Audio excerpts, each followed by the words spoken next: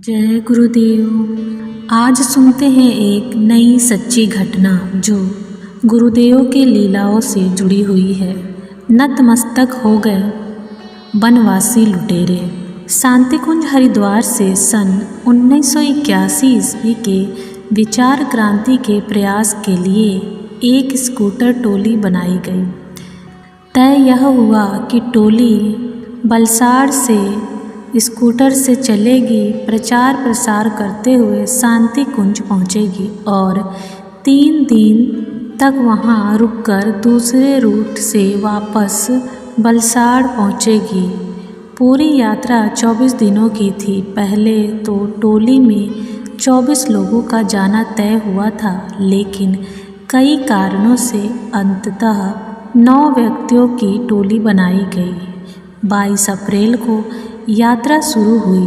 4 स्कूटरों पर 2-2 व्यक्ति और एक स्कूटर पर एक अकेला आदमी।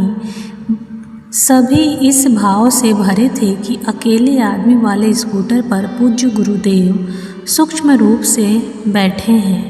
टोली जहाँ जहाँ रुकी वहाँ सभी प्रज्ञा परिजनों का भव्य स्वागत हुआ। सभी अहमदा में रात्रि विश्राम के लिए रुके।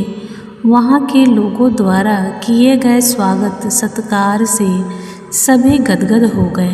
एक ने तो इस आशय का पत्र लिखकर घर भेज दिया कि रास्ते भर हमने जो देखा जाना है, जिस तरह से समाहित हुए हैं, उसके बाद जीवन में कुछ देखने पाने की इच्छा शेष नहीं रह गई है। अब हम यदि जीवित ना भी लौटे तो कोई अफसोस नहीं होगा। आप लोग भी चिंता मत करना। उत्साह और उमंग से भरे सभी शांतिकुंज पहुँचे तो उन्होंने देखा कि द्वार नंबर 2 से लेकर जहाँ अभी गुरुदेव की समाधि बनी है, वहाँ तक दोनों तरफ लोग हाथों में फूल लेकर खड़े थे। गेट के अंदर प्रवेश करते ही इनके ऊपर पुष्प वृष्टि होने लगी। सभी अभिभूत हो गए। 3 दिनों तक शांति कुंज में रुककर यह टोली बड़साल के लिए रवाना हुई।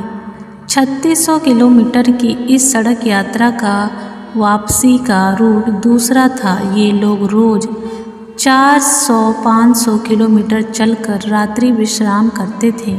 वह रात को 10-11 बजे के बीच खाना खाकर सोते थे और सुबह 4 बजे अगले पड़ाव के लिए निकल पड़ते थे। गर्मियों के दिन थे, लेकिन तेज धूप में भी इन्हें ऐसा लगता था जैसे एयर कंडीशन गाड़ी में सफ़र कर रहे हो। कई स्थान नहीं, हर पल तरोताज़ा विचार क्रांति के बीज बोता हुआ यह काफिला इंदौर पहुंचा। शाम के 5 बजे जब ये अगले पड़ाव की ओर चले तो वहाँ के लोगों ने उन्हें आगे जाने से रोका। कारण यह था कि इंदौर से आगे दाऊद और उसके आसपास का इलाका भीलों के उत्पात के लिए प्रसिद्ध था। रात के समय उनके द्वारा राहगीरों को लूटकर उनकी हत्या तक कर दी जाती थी, लेकिन युग शिल्पियों को मौत का भय भी रोक नहीं सका। उन्हें निर्धारित समय के अनुसार अगले पड़ाव पर पहुंचना ही था। इसलिए स्थानीय लोगों के लाख रोकने पर भी सभी पूज्य गुरुदेव का स्मरण करते हुए आगे बढ़ चले।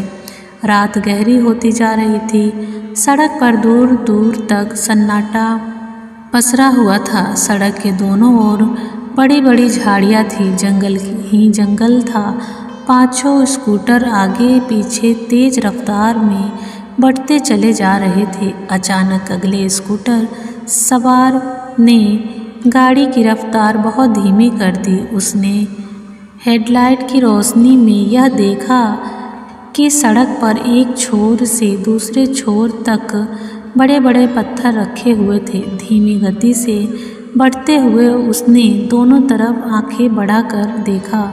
बाएं दाएं तहमद लपेटे हुए कुछ लोग नंगे बदन खड़े थे, सबके हाथ में 3 मकान 3 कमान। स्कूटर सवार ने स्कूटर नहीं रोका। आंखें बंद करके पूज्य गुरुदेव से जीवन रक्षा की गुहार करते हुए उसने स्कूटर की रफ्तार बढ़ाई और दांत भींचकर 2 पत्थरों के बीच से स्कूटर निकाल ले गया।